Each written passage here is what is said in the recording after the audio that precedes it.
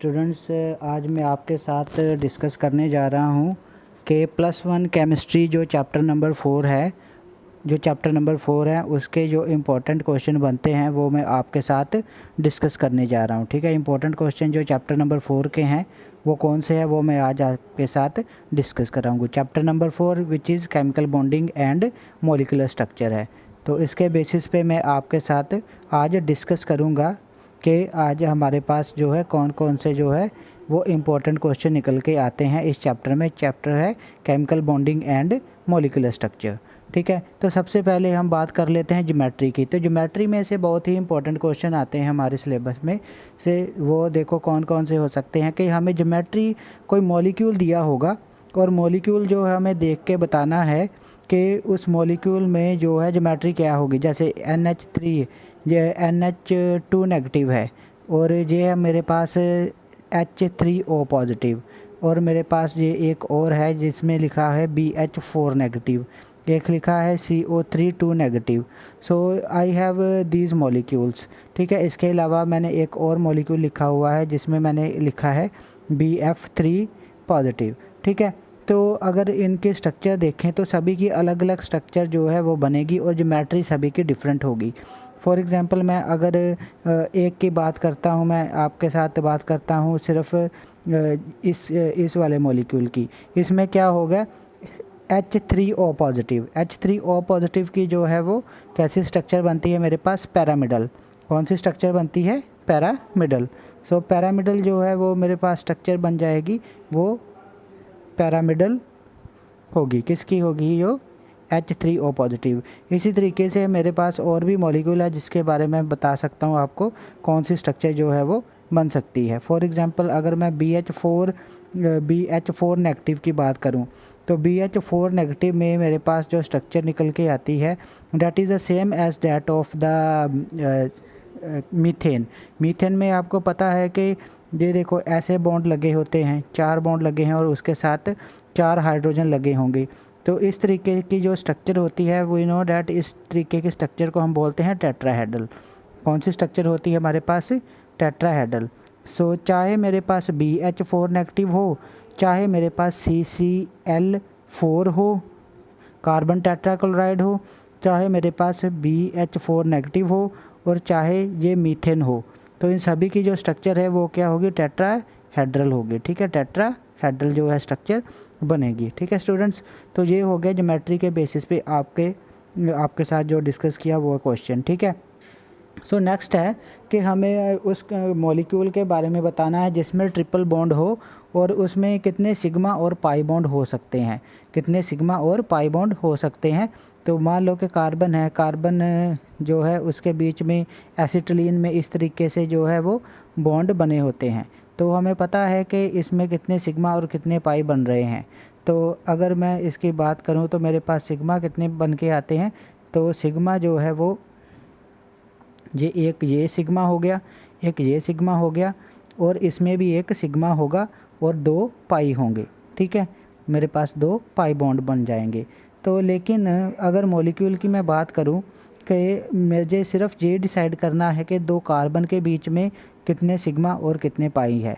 मतलब 2 कार्बन मेरे पास कौन सी है, एक तो ये वाली कार्बन है और ये वाली कार्बन है। तो दोनों के जो कार्बन है इसमें ये कौन सा निकल के आता है मेरे पास। सो मेरे पास जो निकल के आएगा that will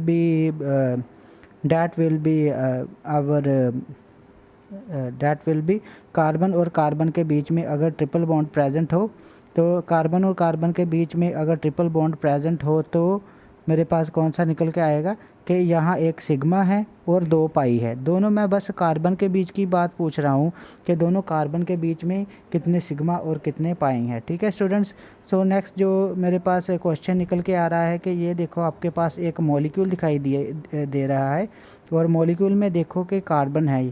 so this is carbon number 1, carbon number 2, carbon number 3, carbon number 4 और कार्बन नंबर 5। ये मेरे पास 5 कार्बन है। तो अगर इसको आप लेबल करेंगे तो आपको ये बताना होगा कि ये कार्बन नंबर 1 है, ये 2 है, ये 3 है, ये 4 है और 5 है। और सभी में से आपको हाइब्रिडाइजेशन पूछी जा सकती है। तो अगर मैं कार्बन नंबर 3 की बात करूं तो ये sp कार्बन होगी। अगर कार्बन नंबर 3 है तो वो sp होगी। कार्बन 2 की बात करूँ तो वो sp2 होगी। अगर कार्बन नंबर 4 की बात करूँ वो मेरे पास sp2 होगी। और कार्बन नंबर 5 जो है वो मेरे पास कौन सी होगी, वो sp3 होगी। ठीक है, तो इसका रीज़न क्या है मैंने आपको ऑलरेडी बताया हुआ है कि अगर सिंगल बॉन्ड हो सभी तो वो कौन सी होती है, कार्बन के साथ सभी बॉन्ड सिंगल हो तो sp3 होगी। अगर कार्बन के साथ डबल बॉन्ड हो तो वो sp2 होगी। अगर कार्बन के साथ जो कार्बन नंबर 3 है उसके बारे में मैं आपको दोबारा बताना चाहता हूँ कि कार्बन नंबर 3 में आपको लग रहा होगा कि ये sp2 होनी चाहिए, लेकिन ये sp है। ये sp क्यों है, इसका रीज़न क्या है कि क्योंकि इधर भी इसने सिग्मा बॉन्ड बनाया है, इधर भी एक सिग्मा है और इधर भी एक पाई है और इधर भी एक पाई है। मैं कार्बन नंबर 3 की बात कर रहा हूँ। तो कार्बन नंबर 3 में 2 पाई बॉन्ड बन गए। अगर कोई भी कार्बन 2 पाई बॉन्ड बनाए तो वो उसकी हाइब्रिडाइजेशन जो है sp होती है। ओके स्टूडेंट्स, सो नेक्स्ट जो बात करते हैं कि एनर्जी डिक्रीज या इंक्रीज़ होती है केमिकल बॉन्ड बनने से। ऑफ कोर्स जो केमिकल बॉन्ड तभी बनते हैं हमारे पास अगर उसकी एनर्जी डिक्रीज़ करने के लिए। कोई भी मॉलिक्यूल है, जब दो एटम आपस में जुड़ जाएंगे, मान लो कि ए और ए एटम है, तो जब ये आपस में जुड़ जाएंगे तो ये क्या बनाएंगे, मॉलिक्यूल A2। तो इनमें कौन सा जो बॉन्ड होगा, जो बॉन्ड होगा इसमें होगा वो सिग्मा, जो बॉन्ड बनेगा that will be a covalent bond. तो कोवलेंट अगर बॉन्ड बनता है, अगर कोई भी बॉन्ड केमिकल बॉन्ड बनता है, चाहे आयनिक बॉन्ड बनता है चाहे कोवलेंट बॉन्ड बनता है, कोई भी बॉन्ड बनता है तो उसमें क्या होगा, उसमें हमें ये देखना पड़ जाएगा कि हाँ पे उसमें केमिकल बॉन्ड है जो, तो बॉन्ड जब बनता है तो दोनों एटम की एनर्जी जो डिक्रीज़ हो गई, उन्होंने केमिकल बॉन्ड बना के एनर्जी अपनी डिक्रीज़ कर ली है। ठीक है स्टूडेंट्स, सो नेक्स्ट आता है कि इन सभी में देखना है कि कोवलेंट करैक्टर किसका होगा। तो ये इसको डिसाइड करने के लिए मेरे पास जो रूल बनता है वो कौन सा है, फजांस रूल। फजांस रूल के अकॉर्डिंगली मैं आपको बता सकता हूँ कि फजान रूल्स क्या कहता है। फजान रूल्स कहता है कि अगर कटायन का जितना साइज़ छोटा हो, जैसे Al3 पॉजिटिव हो गया, Fe3 पॉजिटिव हो गया, तो ये है बहुत ही छोटे कटायन, क्योंकि इनके ऊपर चार्ज ज़्यादा है, 3 पॉजिटिव है। अगर मैं बात करूँ Mg2 पॉजिटिव की, तो Mg2 पॉजिटिव में ये देखो कटायन का साइज़ जो है वो ज़्यादा है, तो इसमें जो Al3 पॉजिटिव में कटायन का साइज़ और ज़्यादा छोटा होगा। तो फजान रूल ये कहता है कि जितना ज़्यादा चार्ज ज़्यादा हो उतना उसमें कोवलेंट करैक्टर उस कंपाउंड में ज़्यादा होता है। तो अगर मैं बात करूँ तो इस कंपाउंड में सबसे ज़्यादा FeCl3 में सबसे ज़्यादा कोवलेंट करैक्टर होगा, क्योंकि यहाँ ऑक्सीडेशन स्टेट आप देख सकते हो Fe की आ जाएगी +3 ऑक्सीडेशन स्टेट आ जाएगी। अगर SN2 में देखें तो ये +2 आ जाएगी। अगर NaCl में देखें तो ये +1 आ जाएगी सोडियम की, जहाँ सोडियम की है, जहाँ Sn की है और जहाँ Fe की है। ठीक है, तो देखो सबसे ज़्यादा जो ऑक्सीडेशन स्टेट है Fe3 पॉजिटिव हो गया, तो इसका मतलब है कि सबसे ज़्यादा छोटा साइज़ जो है Fe3 का है। तो जितना ज़्यादा साइज़ छोटा होगा उतना ही उसकी जो है कोवलेंट करैक्टर ज़्यादा होगा। तो सबसे ज़्यादा कोवलेंट करैक्टर इसमें FeCl3 का होगा। तो एक और बात मैं बता देता हूँ, ऐसे और भी मॉलिक्यूल हैं जैसे कि AlCl3, ठीक है, MgCl2 सॉरी, तो इसमें Al3 जो है, इसमें Al3 पॉजिटिव आ जाएगा, इसमें Mg2 पॉजिटिव आ जाएगा, इसमें Mg2 पॉजिटिव आ जाएगा और इसकी ऑक्सीडेशन +3 आ जाएगी। इसमें कोवलेंट करैक्टर जो है वो ज़्यादा होगा। सो लेट्स सी आगे का क्वेश्चन हम देखते हैं कि कोऑर्डिनेट बॉन्ड जो कैसे बनता है। कोऑर्डिनेट बॉन्ड बनने के लिए एक ही एटम जो है वो बॉन्ड बनाने के लिए दोनों इलेक्ट्रॉन जो है डोनेट करता है दूसरे एटम को। सो एक ही एटम जो है वो दूसरे एटम के जो इलेक्ट्रॉन डोनेट करता है और उसके साथ बॉन्डिंग बना लेता है A एंड B। तो इस तरीके से जो बॉन्डिंग बन जाएगी, तो एक ही एटम जो है वो डोनेट कर रहा है B को, तो इसलिए ये कौन सा बॉन्ड है, ये है कोऑर्डिनेट बॉन्ड। सॉरी, ये कौन सा बॉन्ड है, कोऑर्डिनेट बॉन्ड होगा जब एक ही एटम दूसरे एटम को दोनों इलेक्ट्रॉन जो है डोनेट करके बॉन्ड बनाए। सो आयनिक बॉन्ड हमें पता है, आयनिक बॉन्ड में क्या होता है कि एक एटम जो है दूसरे को मान लो कि बी को जो है वो क्या करेगा, कंप्लीट ट्रांसफ़र करेगा। मान लो कि इसके ऊपर एक इलेक्ट्रॉन है, इसके ऊपर एक इलेक्ट्रॉन है, दोनों ने अगर बॉन्ड बनाना है तो ये बड़ा इलेक्ट्रॉन दे देगा और ए पॉजिटिव हो जाएगा और बी नेगेटिव हो जाएगा। इस तरीके के जो कंपाउंड बनते हैं वो हमारे पास होते हैं कौन से टाइप के, that will be ionic compound. For example sodium chloride Na positive Cl negative, this is one of the famous example. ठीक है। सो जो कोवलेंट बॉन्ड बनते हैं that is formed by the sharing of electron. A ने अपना electron share किया और B ने, दोनों ने अपना अपना इलेक्ट्रॉन शेयर करके वो क्या बना दिया, एक कोवलेंट बॉन्ड बना दिया। ए और बी के बीच में जो बॉन्ड बना है डैट इज़ कोवलेंट बॉन्ड।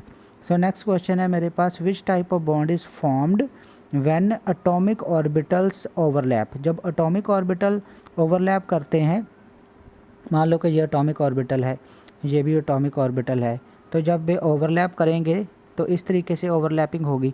तो जो ये ओवरलैपिंग एरिया है, तो ये मेरे पास ओवरलैपिंग एरिया बन गया। तो ये ओवरलैपिंग एरिया है, तो ये क्या शो कर रहा है कि ये बॉन्ड जो बना है that will be a type of covalent bond. किस तरीके का बॉन्ड बनेगा, that will be a covalent bond बनेगा बाय द, ये है मेरे पास एटॉमिक ऑर्बिटल ए ओ, मतलब एटॉमिक ऑर्बिटल, ये भी एटॉमिक ऑर्बिटल है, तो जो बॉन्ड बनेगा दोनों के overlap say that will be a covalent type. Okay students. So next मैं आपको बता देता हूँ जो बॉन्ड लेंथ किसके ऊपर डिपेंड करती है। देखो मेरे पास 3-4 जो है वो आयंस हैं। एक तो है O2 नेगेटिव, उसके ऊपर 1 नेगेटिव चार्ज है। एक है मेरे पास O2 2 नेगेटिव, 2 नेगेटिव चार्ज है। और O2 2 पॉजिटिव चार्ज है और O2 पॉजिटिव चार्ज है। देखो, और ये देखने के लिए आपको MOD देखनी पड़ेगी। सबसे पहले आपको MOD देखनी पड़ेगी O2 की। O2 की जब MOD देखोगे तो आपको पता चलेगा कि एंटी बॉन्डिंग मॉलिक्यूलर ऑर्बिटल में एक एक इलेक्ट्रॉन इधर पड़ा है। ठीक है।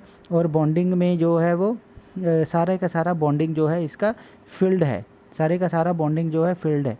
तो अगर O2 नेगेटिव हो, O2 नेगेटिव हो मतलब 2 इलेक्ट्रॉन और बढ़ जाएंगे इसमें, तो इसमें भी एक और इलेक्ट्रॉन आ जाएगा और एक इलेक्ट्रॉन इसमें भी आ जाएगा।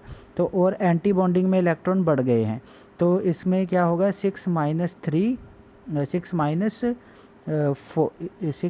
4 जो है 6 माइनस 4 आ जाएगा और इसका बॉन्ड ऑर्डर जो है वो क्या होगा, मेरे पास बॉन्ड ऑर्डर निकल के आएगा इसका 1। तो इस तरीके से अगर बॉन्ड ऑर्डर आपको पता चल जाए, अगर बॉन्ड ऑर्डर पता चल जाए तो बॉन्ड ऑर्डर के बिल्कुल इन्वर्सली प्रोपोर्शनल होता है बॉन्ड लेंथ। ठीक है, बॉन्ड लेंथ। तो ये वाला आपको कंसेप्ट लगाना है इसमें। तो जिसका बॉन्ड ऑर्डर सबसे ज़्यादा होगा उसकी बॉन्ड लेंथ सबसे कम होगी। तो सभी मॉलिक्यूल की आप बॉन्ड ऑर्डर निकाल के तो देख सकते हो सबसे ज़्यादा जिसका बॉन्ड ऑर्डर आएगा, मतलब कितने नंबर ऑफ़ बॉन्ड उसमें ज़्यादा आएंगे, बॉन्ड ऑर्डर की वैल्यू जितनी ज़्यादा आएगी उतना ही उसका बॉन्ड लेंथ कम होगी, बिकॉज ये क्या है, inversely proportional to each other है। तो नेक्स्ट आपके पास क्वेश्चन जो आता है डैट इज़ अगर बॉन्ड ब्रेक करना हो, मान लो कि वाटर में बॉन्ड ब्रेक करना है, तो वाटर क्या होता है, O और H ये है मेरे पास। तो अगर मैं ये वाला बॉन्ड ब्रेक करूँगा तो this is a bond break करने के बाद मेरे पास बच जाएगा OH। ठीक है। तो अब इसको भी अगर बॉन्ड तोड़ना है तो ये वाला बॉन्ड तोड़ूंगा। तो कहने का मतलब है इसमें क्वेश्चन क्या है कि अगर एक बॉन्ड तोड़ देते हैं तो क्या दूसरा बॉन्ड तोड़ने के लिए भी एनर्जी उतनी ही लगेगी जितना कि फ़र्स्ट बॉन्ड तोड़ने में लगी। सो ये मान लो कि मेरे पास फर्स्ट बॉन्ड था और ये कौन सा है, सेकंड बॉन्ड। तो और फर्स्ट और सेकंड बॉन्ड जब तोड़ा है तो फर्स्ट और सेकंड बॉन्ड तोड़ने के बाद जो मेरे पास एनर्जी आती है तो पहले वो डिफरेंट होगी। ठीक है, सेम नहीं होगी, क्योंकि ऑक्सीजन के अराउंड इलेक्ट्रॉनिक एनवायरनमेंट चेंज हो जाता है। जब फर्स्ट बॉन्ड तोड़ेंगे और वाटर में H एंड OH के बीच में जो बॉन्ड टूटेगा उसमें एनर्जी जो है वो डिफरेंट लगेगी। और जो है सेकंड बॉन्ड तोड़ेंगे और O एंड H के बीच में, तो उसमें जो है एनर्जी डिफरेंट लगेगी, क्योंकि इलेक्ट्रॉनिक एनवायरनमेंट चेंज हो जाता है। एक बॉन्ड तोड़ेंगे तो इलेक्ट्रॉनिक एनवायरनमेंट चेंज हो जाएगा, तो इसलिए ये सेम नहीं हो सकती है। ठीक है, पहला बॉन्ड तोड़ना और दूसरा बॉन्ड तोड़ने के लिए दोनों की एनर्जी सेम नहीं होगी। अब बॉन्ड एंगल देखें, तो बॉन्ड एंगल के बेसिस पे जो मैं आपको बता देता हूँ कि वाटर और अमोनिया के केस में, वाटर में देखो 2 lone pair of electron present होते हैं। ठीक है, so there are 2 lone pair of electrons, ठीक है। और अमोनिया के केस में देखें तो अमोनिया के केस में ये एक ही electron lone pair of electron present होता है। तो इसमें एंगल जो होता है जो 104 होता है, 104 पॉइंट समथिंग लगा लो, और जे वाला जो एंगल है इसमें अमोनिया के केस में 107 होता है। तो इसका मतलब है कि यहाँ लोन पेयर जो है वो repulsion, that is the maximum repulsion, ठीक है। उसके बाद कौन सी आती है, loan pair bond pair repulsion, ठीक है। जो सबसे लास्ट में आती है, सबसे कम वाली रिपल्शन होती है बॉन्ड पेयर। सो सबसे कम वाली है bond pair and bond pair repulsion. तो जो इस केस में आ रही है that is a lone pair repulsion. तो सबसे ज़्यादा जो है लोन पेयर रिपल्शन होती है। तो वाटर के केस में ये लोन पेयर रिपल्शन आने के कारण ये एंगल जो है जो छोटा हो जाता है। लेकिन अमोनिया के केस में एक लोन पेयर है, बाकी बॉन्ड पेयर हैं। तो जो सेकंड वाली कंडीशन आ जाएगी जिसमें lone pair and bond pair जो है वो ये वाली रिपल्शन है। तो lone pair bond pair repulsion are lesser repulsion than the lone pair. So इसमें एंगल इसलिए ज़्यादा होगा, ठीक है स्टूडेंट्स। सो नेक्स्ट जो मैं आपको बताना चाहता हूँ that is about the colour solutions. तो कोई भी सोल्यूशन कलर्ड क्यों होता है, कलर्ड इसीलिए होगा जब उसमें अनपेयर्ड इलेक्ट्रॉन होंगे। हम MOD ड्रा करके देख सकते हैं मेटल की, किसी भी मेटल आयन की जगह जब हम MOD ड्रा करें तो उसमें देखना है कि D ऑर्बिटल में, जब D ऑर्बिटल होगा, चाहे MOD ड्रा करो चाहे उसमें सिंपली आप D ऑर्बिटल में इलेक्ट्रॉन देख लो, अगर उसमें कोई ऑड इलेक्ट्रॉन होगा, ऑड इलेक्ट्रॉन मतलब कि बॉक्स में जहाँ कोई ना कोई ऐसा इलेक्ट्रॉन होगा जो कि सिंगल होगा, अगर कोई ना कोई इलेक्ट्रॉन सिंगल पड़ा हो इन बॉक्सेस में तो जो है उसे बोलते हैं अनपेयर्ड इलेक्ट्रॉन। अगर अनपेयर्ड इलेक्ट्रॉन होगा D ऑर्बिटल में तो उसके वो क्या करेगा, वो कलर देगा। वो कलर क्यों देता है, इस प्रोसेस को बोलते हैं DD transition, that process is called DD transition. इसलिए जो है वो मेटलाइन कलर देते हैं, क्योंकि जब अनपेयर्ड इलेक्ट्रॉन प्रेजेंट होंगे किसी भी मेटल आयन में जब अनपेयर्ड इलेक्ट्रॉन प्रेजेंट होंगे तो electron can jump from 1D to D के बीच में ये इलेक्ट्रॉन एक दूसरे के साथ जंपिंग कर लेते हैं। इससे क्या होता है, इलेक्ट्रॉन एक्साइट होते हैं। जब इलेक्ट्रॉन एक्साइट होकर दोबारा अपनी स्टेज पे दोबारा जो ओरिजिनल स्टेट पे आते हैं तो तब वो कलर शो करते हैं, ठीक है, इन द विजिबल रीजन। तो इसको बोलते हैं हम DD ट्रांजिशन। तो DD ट्रांजिशन होने के कारण जो कलर शो होता है, और DD ट्रांजिशन किस लिए होती है, जो है वो अनपेयर्ड इलेक्ट्रॉन प्रेजेंट होने के कारण D में अनपेयर्ड इलेक्ट्रॉन प्रेजेंट है उसलिए होता है, ठीक है। सो नेक्स्ट क्वेश्चन स्टूडेंट्स के हमें देखना है कि जब लोन पेयर और बॉन्ड पेयर क्या होते हैं, ठीक है। सो लोन पेयर बॉन्ड पेयर के बारे में मैं आपको पहले ही बता चुका हूँ कि लोन पेयर और बॉन्ड पेयर क्या होता है। लोन पेयर जो है पार्टिसिपेट नहीं करते हैं बॉन्ड फॉर्मेशन में, और बॉन्ड पेयर वो होते हैं कि जिन्होंने बॉन्ड बनाया होता है, एक एटम दूसरे एटम के साथ जो है बॉन्ड बनाता है, तो तब जो इलेक्ट्रॉन यूज़ होते हैं उसे बोलते हैं बॉन्ड पेयर, क्योंकि एक बॉन्ड को बनाने के लिए 2 इलेक्ट्रॉन मेरे पास यूज़ होंगे, ठीक है।